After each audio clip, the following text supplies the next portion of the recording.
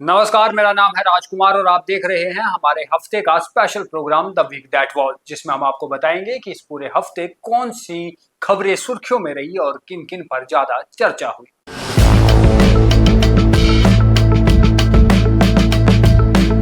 धारा 370 की 7वीं बरसी पर एनसीपीडीपी कांग्रेस के प्रदर्शन, बीजेपी ने मनाया जश्न। पूर्व मुख्यमंत्री महबूबा मुफ्ती ने उल्टा पकड़ा तिरंगा, मामला गरमाया। जम्मू श्रीनगर नेशनल हाईवे कभी खुला कभी बंद, मुख्यमंत्री ने लिया जायजा। जम्मू कश्मीर कैबिनेट में कई मुद्दों पर हुई चर्चा, सितंबर में होगा विधानसभा सत्र। जम्मू में प्रदर्शनकारी खिलाड़ी भूख हड़ताल पर गए, सीबीआई इंक्वायरी की मांग पर अड़े। 9 से 12 अगस्त तक मौसम का अलर्ट, जम्मू कश्मीर में फिर बरसेंगे बादल। और अब करते हैं इन सभी खबरों का विश्लेषण। हमारे साथ में हमारे सीनियर सहयोगी दीपक खजूरिया जी। तो सर, सबसे पहले और बड़ी खबर इस हफ्ते की धारा 370 की 7वीं बरसी, जिसमें बीजेपी ने जश्न मनाया और बाकी अन्य सभी पार्टियों ने जो है वह प्रदर्शन किया। देखिए राजकुमार, अब ये एक हम वो कहते हैं ना, as a mark of protest और as a mark of respect वही रह गया है। दरअसल 5 अगस्त 2019 को जब धारा 370 जम्मू कश्मीर से हटी थी, उसके बाद ये मामला सुप्रीम कोर्ट में भी पहुंचा था और केंद्र सरकार ने पार्लियामेंट के अंदर और सुप्रीम कोर्ट ने भी अपनी हियरिंग में कह दिया था कि धारा 370 अब एक इतिहास हो चुका है, वो वापस रिपीट होगा, ऐसा कुछ नहीं है। अब उसकी हर बरसी पर आप प्रदर्शन करते रहिए, उसका कोई फर्क पड़ने वाला नहीं है। मगर क्योंकि ये सियासी पार्टियां हैं, नेशनल कॉन्फ्रेंस, पीडीपी, कांग्रेस, और इन्होंने अपनी जो कश्मीर की कॉन्स्टिट्यूंसी है उसको दरअसल ये बताना है कि हम उसके लिए फाइट कर रहे हैं। अब रही बात स्टेटहुड की, तो स्टेटहुड आना चाहिए, वो बीजेपी भी कहती है, कांग्रेस भी कहती है, एनसीपीडीपी भी कहती है, और आम आदमी भी जम्मू कश्मीर का समझता है कि स्टेटहुड वापस आना चाहिए। मगर क्योंकि केंद्र सरकार को लगता है कि जब सही समय आएगा तो हम देंगे, और अभी सही समय नहीं है, तो उसके लिए जम्मू कश्मीर सरकार कुछ खास कर नहीं सकती जो उमर अब्दुल्ला चला रहे हैं। और इसलिए उनकी पार्टियां यहाँ पर अपनी जनता को बताने के लिए कि हमें याद है अपने वादे, वो प्रदर्शन करते हैं। जी बिल्कुल, आगे बढ़ते हैं। और सर, इसी प्रदर्शन के साथ जुड़ा हुआ एक मामला कि पूर्व मुख्यमंत्री महबूबा मुफ्ती जब 4 अगस्त को प्रदर्शन करने के लिए पहुंचती है तो उनके हाथों में तिरंगा उल्टा था, उसे लेकर एक अलग बहस छिड़ गई। देखिए, मुझे लगता है कि कई बार इंसान के सितारे गर्दिश में जब नहीं होते हैं, सितारे जब सही काम नहीं कर रहे होते हैं, तो सब कुछ उल्टा हो जाता है। दरअसल महबूबा मुफ्ती ने एक कदम आगे बढ़ाते हुए सोचा कि कल जब नेशनल कॉन्फ्रेंस, पीपल कॉन्फ्रेंस, बाकी संगठन कश्मीर के प्रोटेस्ट 5 अगस्त को करेंगे, तो क्यों ना हम 4 अगस्त शाम को प्रदर्शन कर दें, क्योंकि 4 अगस्त शाम से ही इंटरनेट बंद हो गया था, रिस्ट्रिक्शन लग गई थी। मगर वो उस प्रदर्शन में गई, कैंडल मार्च भी निकाला, एक तरफ जम्मू कश्मीर का जो झंडा अब इतिहास बन चुका है उसको पकड़ा था, दूसरी तरफ तिरंगा पकड़ा था, मगर तिरंगा उल्टा पकड़ लिया था। अब वो तस्वीर बाहर आ गई क्योंकि मीडिया वहां पर मौजूद थी और खुद ही उनके नेताओं ने वो फोटोज खींच खींच के सबको भेजे भी थे। अब उनके खिलाफ हो गए मामले दर्ज, कई सारी एप्लीकेशंस लग गई कि तिरंगे का अपमान किया है। अब बड़ी बात इसमें एक ही थी कि क्या महबूबा मुफ्ती जो मुख्यमंत्री रही हैं जम्मू कश्मीर की, इसी तिरंगे के तहत उन्होंने शपथ ली है, और वो 96 के बाद जम्मू कश्मीर से सांसद भी रही हैं पार्लियामेंट में, उनको इतनी नॉलेज तो होगी कि हमारा तिरंगे में कौन सा रंग ऊपर होता है और कौन सा नीचे, और कैसे पकड़ा जाता है। अब या तो वो अनजाने में गलती कर गई या जानबूझ के की, बात तो इतनी थी। अब उनको पूछताछ के लिए पुलिस ने भी बुलाया था, फिर पीडीपी वर्कर्स ने प्रदर्शन भी किया, मगर पुलिस ने पूछताछ इसलिए बुलाया था कि वो अपनी तरफ से इनका बयान दर्ज करना चाहते थे। तो कहीं ना कहीं 5 अगस्त की 7वीं बरसी पर बाकी प्रदर्शन एक तरफ और ये वाली कंट्रोवर्सी एक तरफ बन गई, और इस कंट्रोवर्सी पे अलग अलग बयान आए। जैसे मुख्यमंत्री ने तो बड़ी अच्छी बात कही, चाहे उनकी यार कराई, उन्होंने कहा देखिए वो एक फॉर्मर चीफ मिनिस्टर हैं, उनको इतनी समझ तो होगी ही कि तिरंगे को कैसे पकड़ना है। और बात रही कि उनसे जो हुआ है शायद ये एक गलती होगी, मगर डिप्टी चीफ मिनिस्टर ने कहा, क्योंकि उनकी पार्टी से आए हैं, उनके साथ थोड़े से मोहब्बत उनकी ज्यादा है, तो उन्होंने साफ तौर पर कहा कि ये महबूबा मुफ्ती हैं जिन्होंने 370 और 35 को हटवाया था, और इसलिए अब महबूबा मुफ्ती प्रदर्शन कर रही है, इनको सूट नहीं करता। वहीं दूसरी ओर तनवीर सादिक जो है, एमएलए है और स्पोक्सपर्सन एनसी के, उन्होंने कहा कि महबूबा मुफ्ती तिरंगे को कैसे पकड़ना है ये भी उन्हें पता नहीं है, तो वो कौन सा प्रदर्शन कर रही थी। तो अलग अलग बयान उनके ऊपर आए हैं, बीजेपी नेताओं ने कोसा भी है।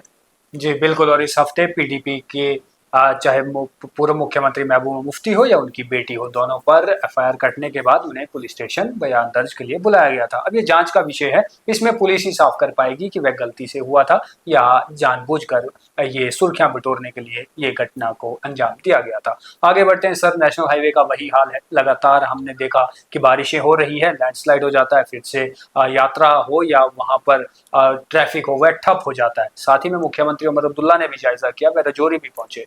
देखिए राजकुमार, जम्मू से श्रीनगर को जोड़ने वाले करीबन 260-70 किलोमीटर लंबे NH-44 की हालत तो बदतर है।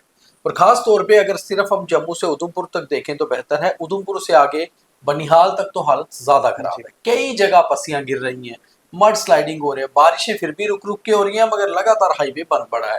हाईवे खुलता है 4 घंटे बाद फिर बंद हो जाता है, रात को खुलता है तो सुबह बंद हो जाता है, सुबह खुलता है शाम को बंद हो जाता है। इसीलिए इस कारण इस हफ्ते भी केवल 3 दिन अमरनाथ यात्रा जो है वो सुचारू रूप से चल पाई जा पाई। अब रही बात ट्रैफिक की, तो ट्रैफिक को रोक रोक के बेचारे ट्रैफिक पुलिस वाले निकाल रहे हैं, और मैं कह रहा हूँ दाद देनी होगी ट्रैफिक पुलिस के जो पुलिस पर्सन को जो वहां पर इस समय पोस्टेड है। इतने मतलब मेहनत से वो काम कर रहे हैं, दिन रात बारिश भी हो रही है, हर रोज बारिश इस बार हो रही है, और बरसात इस बार पहले से ज्यादा हुई है जम्मू के पहाड़ों में। अब बात आती है मुख्यमंत्री साहब की, तो दरअसल मुख्यमंत्री साहब 2 दिन थे पूछ रजौरी, उसके बाद जम्मू आए, 2 दिन उनके वहां कार्यक्रम थे, अब उनको जाना था श्रीनगर। तो उन्होंने सोचा कि क्यों ना, उनको पीड़ा के राजमा चावल भी बहुत पसंद है, रुक के देसी घी वाले राजमा चावल भी खाए जाए और हाईवे का जायजा भी लिया जाए।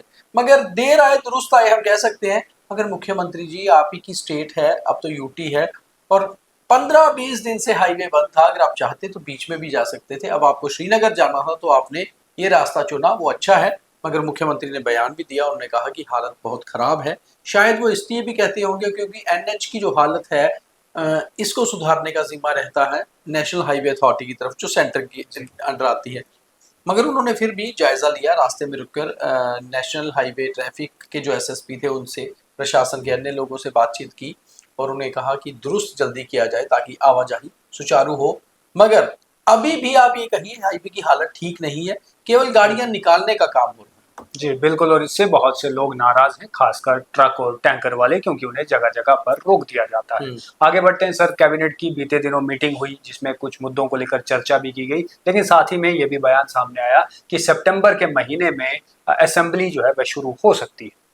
देखिए, कैबिनेट मीटिंग हुई थी 4 अगस्त को, मंगलवार को। उस दिन ये फैसला भी था, ये एजेंडे में पॉइंट था कि क्योंकि हमेशा क्या होता है, कैबिनेट फैसला करती है कि कब सेशन होगा, उसकी डिटेल्स जो है वो लेफ्टिनेंट गवर्नर साहब के पास जाती हैं, वो फाइनल करके फिर अप्रूव करके ओके करते हैं।